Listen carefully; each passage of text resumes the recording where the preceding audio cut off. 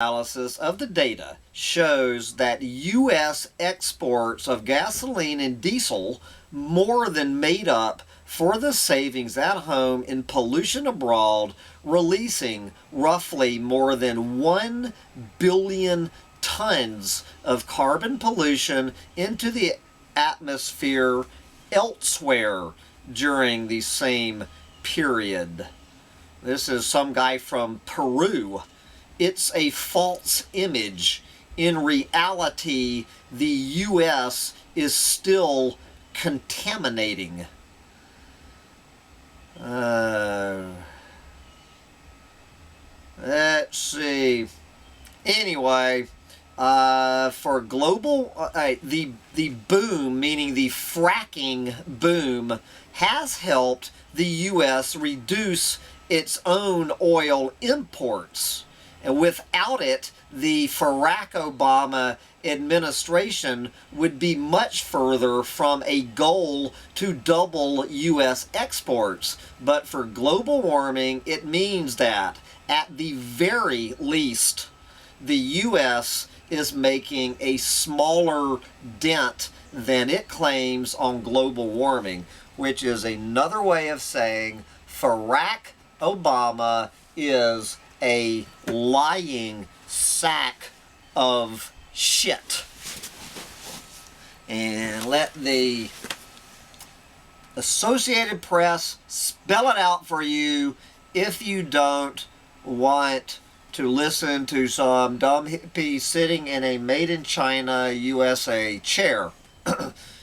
But don't think the Barack Obama, don't let the name Barack think that he's only pushing dirty fuels. Here we have several stories on this one out of New Mexico. This is AP's version. Mishaps at nuke repository lead to $54 million in fines. New Mexico on Saturday levied more than $54 million in penalties against the U.S. Department of Energy for numerous violations that resulted in the indefinite closure of the nation's only underground nuclear waste repository. Yeah, I bet this is talking about, remember that cat litter story about this big nuclear accident, this big oops caused by storing nuclear waste in cat litter. Yeah, you know, guys, all you can do at this point is laugh.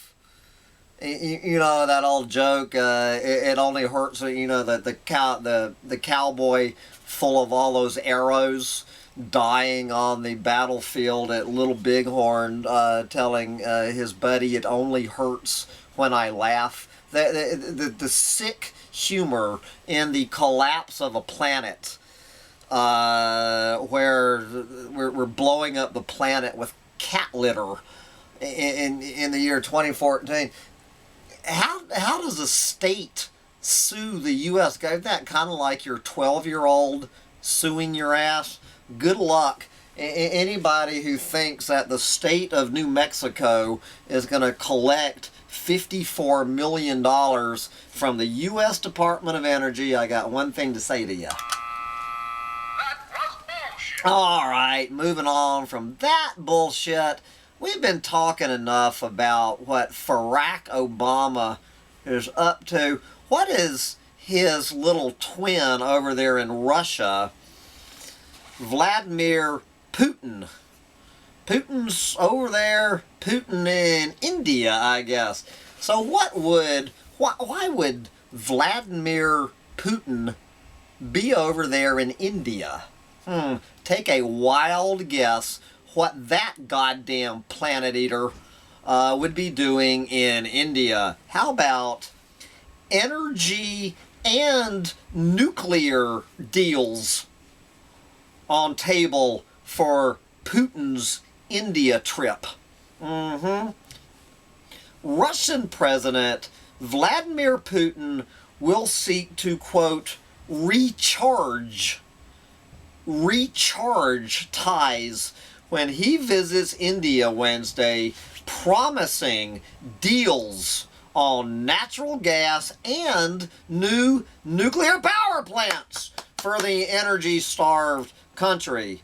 Putin is wheeling and dealing while I'm out wheeling and dealing on Christmas trees for clueless morons. We have the president of Russia wheeling and dealing gas pipelines and nuclear power plants in India.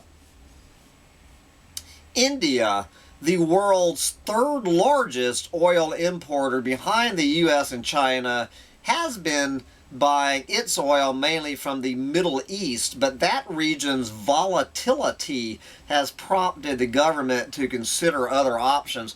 Yeah, like Russia isn't a volatile region. Jesus.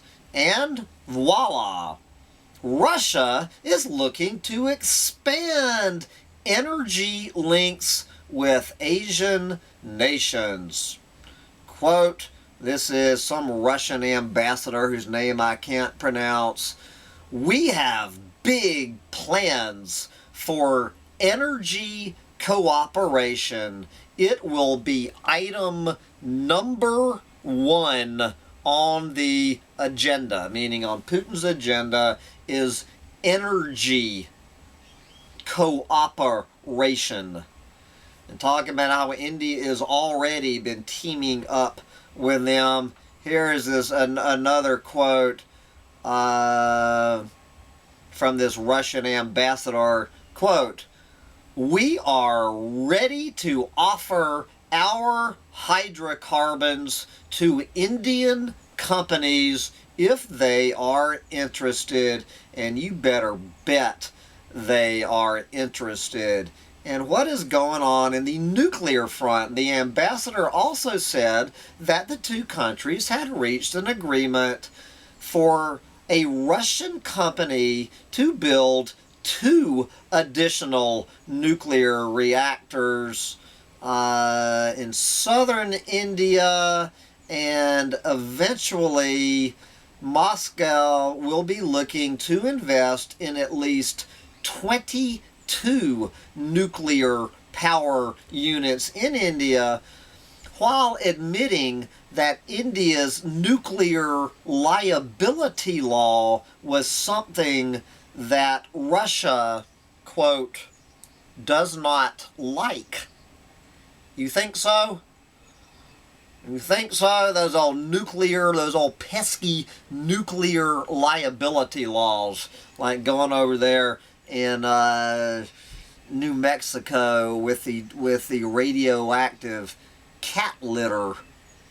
Anyway, guys, I'm gonna take a brief jaunt away from a healthy economy, sick planet rant, and let's just go over to see how the global economy is affecting human health on the planet. I don't pay much attention to that, but today we're going to look at a few stories from the Naked Ape front. So what's bad for a planet is also bad for the number 1 threat to the planet, which would be humans. This one from a group calling itself the Center for Public Integrity. And their story today in the mainstream media, new battlefront for petrochemical industry, benzene and childhood leukemia. I'm going to put all the links. So this is all of this information ramping up, linking up just one of the 100 billion chemicals out there in the petrochemical industry, focusing on benzene and its connection to childhood leukemia. It looks in at one of these cases in in particular. I love this, talking about this family moving in next to a cluster of 12 petroleum storage tanks. Well, you know, at some point, take some damn responsibility. They move in next door to 12 petroleum storage tanks and then wonder why their kid gets leukemia and the kid next door also gets leukemia. Let's see. And so once their doctor asked them, do you live anywhere like, you know, near 12 petroleum tanks? Only then did the family consider the possibility that living beside one of the nation's 1,500 bulk oil terminals, known sources of cancer-causing benzene had triggered their son's leukemia. Quote from the father of this dying kid, it was one of those light bulb moments for us.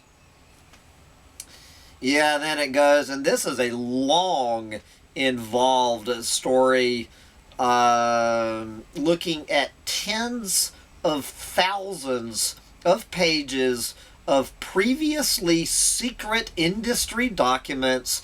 We have the documents that have come to light in lawsuits filed against benzene manufacturers and suppliers on behalf of those who have suffered from leukemia and other blood diseases. Jesus.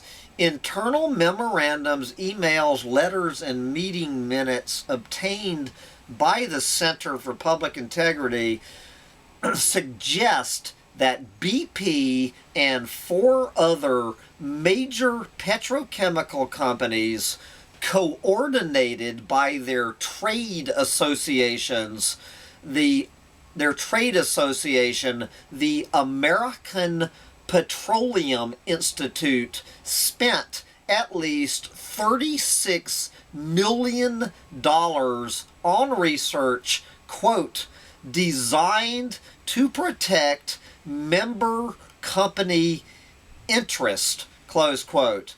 Many of these documents chronicle a systematic attempt by the petrochemical industry to influence the science linking benzene to cancer.